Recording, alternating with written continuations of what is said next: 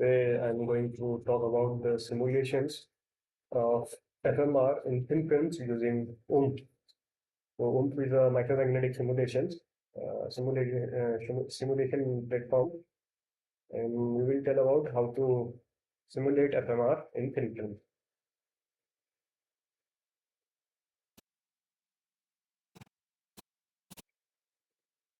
So this will be my outline. First, I will tell you the introduction of the micromagnetic simulations, and then I will introduce you to the FMRs. Then I will compare the simulation and experimental results, and then I will tell you about the outcomes of the simulations. And finally, I will conclude this by results. Okay, so micromagnetic simulations. So there are a few micromagnetic simulation platforms. A few of them are free, but some of them are used for commercial applications. So they are paid. So few of them are OOMP, Animax, UMX, and etc. So what they can do? So they can simulate FMR. So which we'll talk about in this work. They can also simulate the MH loops. Okay, and then they can also simulate domain wall motions. We can study about the velocity of transverse domain wall motion along the strips as described here by this paper. You can see this paper. And yeah, you can also simulate spin waves and in magnetic waveguides. And you can compare the results with the theoretical or experimental ones. And finally, you can also simulate using micromagnetic simulation. Of course, different platforms have their own capabilities to simulate these things. So finally, you can also simulate scrumium and and their frequency response in the magnetic multilayers as described in this paper. So coming to the OOMP, I'm working on OOMP simulations. So what is OOMP? OOMP stands for Object Oriented Micromagnetic Framework, and it is a free micromagnetic simulation software which is developed as a project in the NIST by Mike Donoghue and Don Porter. And it aims to solve the LNG equation, the Landau-Lifshitz-Gilbert equation using finite difference method. So it creates an atlas representing the geometry of an object and divides this atlas into small cells for which the LNG equation is then solved. And here you can see the LNG equation as which describes the motion of the magnetization. Okay, so coming to the introduction of the ferromagnetic resonance. What is a ferromagnetic resonance? So FMR is the resonance phenomena of the magnetization vector in response to a time-varying magnetic field, or basically the microwave field. So the LNG equation again, it contains a precession torque term, which is given here in the green color, and then also as the damping term, which is as this, which is parameterized by this parameter alpha, Gilbert damping term. So using OOMP, we will try to solve this LNG equation, and we will try to get the solutions for this magnetization vector. As you can see, this is a differential equation, and we will try to solve it. So how does the motion of this magnetization looks? You can see in this picture. So it tries to damp about the axis, which is described by H effective. H effective contains the all the contribution from the internal field as well as the external field, external static field. Okay. Now, as we know that there is some damping in this LNG equation, so because of that, there will be, you can see the damping of the magnetization vectors. So this is let's say my component, and this is mz component, where I have applied a static field along the x-axis and RF field along the, let's say, y-axis. So then you can see the this kind of damping behavior. And if you plot mx versus mz, sorry, my versus mz, then you can see this clear damping behavior, which it starts from here and tries to damp, and it will finally come at the center. Okay, so now for small damping parameter alpha, this mz component, or basically the mx component, remains constant, while the other two in plane components, they are essentially oscillating.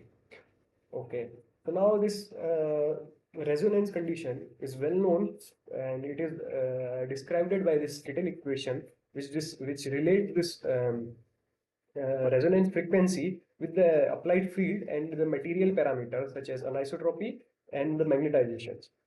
Also, you can see here a few demagnetization factors also. Okay. So now coming to the FMR simulation process. So what it requires to simulate the FMR using micromagnetic simulations. So first, it is required to minimize the magnetic energy to identify the equilibrium configuration for a given DC field.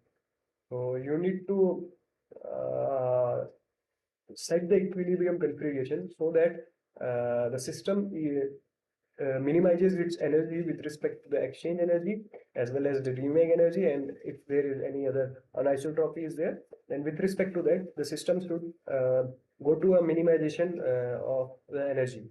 So here you can see this picture. This represent the equilibrium configuration. And now what will be the second step? Second step will be we need to apply a small magnetic pulse of sufficient bandwidth to the perpendicular to the applied DC magnetic field. So here I am applying the magnetic field, static magnetic field along the x direction. So I will apply the small magnetic pulse along the y-axis. And then I will use the equilibrium configuration which I have calculated in the first step as the starting configuration to run a dynamic simulation. The dynamic simulation looks like this. Here you can see that the trajectory of the magnetization component, and it tries to damp to the center like this. Okay, now what I will do is I will extract these magnetization vectors in a time step of 10 picoseconds, and the total simulation time will be around 10 nanoseconds. This can be varied during different experiments, and then I will try to calculate the Fourier transform of this time varying magnetization to find the power spectrum, and which I will use as a comparison for the experimental one. Okay, now why I am choosing the sync pulse to excite the FMR. So basically, the sync pulse, if you can see here, this is given by this graph, and it is described by the magnetic function, mathematical functions, which is given by this sine omega t minus t off divided by omega c t minus t off. So here omega c is the cutoff frequency. Cutoff frequency means up to which frequency range it can excite this FMR. And T off means the peak of this impulse, where the peak is situated. Here in this case I have taken it as 5 nanoseconds, and this cutoff frequency I have taken as 100 gigahertz. Sorry, it is 100 gigahertz. So here you can see in the Fourier transform, you can see here 1 and 10 raised to power 11. So that is around 100 gigahertz. So this sync pulse can excite frequencies up to 100 gigahertz. Okay. So how it is exciting? Let's see in this video. So this is the video when I started the time. It start from the 0, and now see here it reaches the simulation time. When it reaches the simulation time as 5 nanoseconds, it excites this magnetization, and they goes to a higher state, and then it let it damp, and it will go to the equilibrium configuration. Okay, so now how my FMR spectra look using this simulation. So here you can see there is a central peak, and there are a few other peaks also.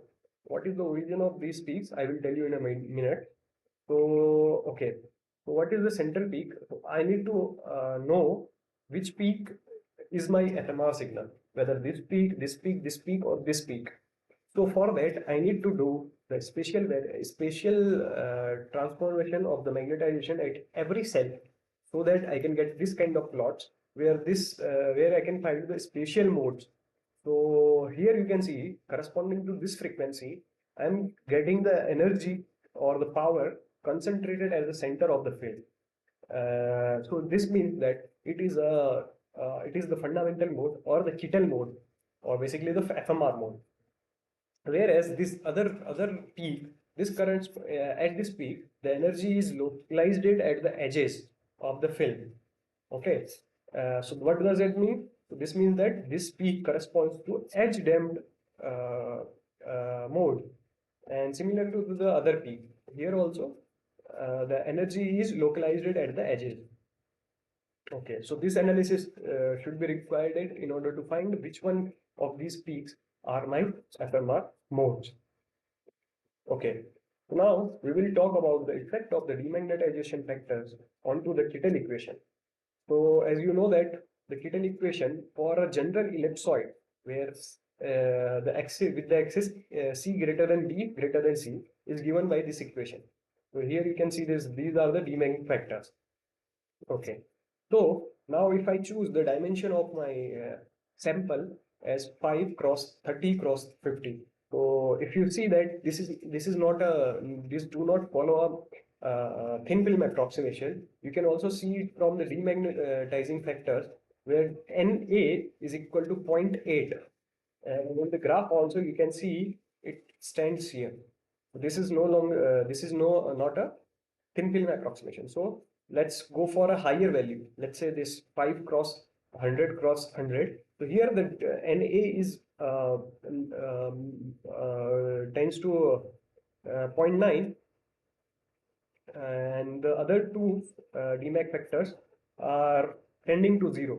So basically, so in that case, these Kittel equations curves, which are the theoretical this Kittel equation, this tries to tends to the experimental curve.